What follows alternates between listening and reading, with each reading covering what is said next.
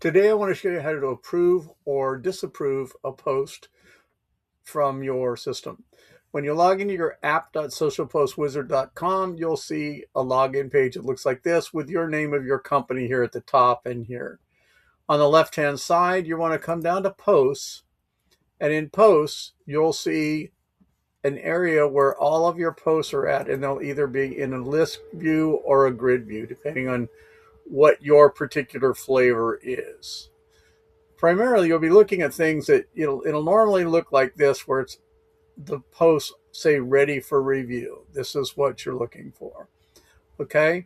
And I'm just going to randomly pick a post. Let's say this post here. If the first thing you can do is come over here and hit the show more button, and now you can read what the entire post says.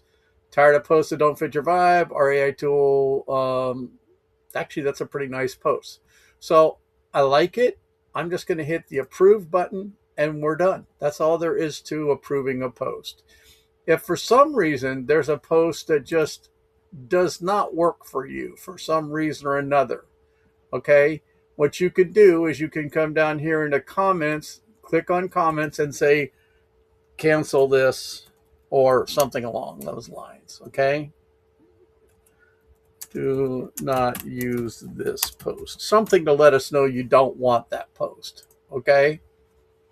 And then you're just going to, instead of the approve button, you're going to hit request changes. So now we know you didn't want to use that post, so we'll just delete that post, okay?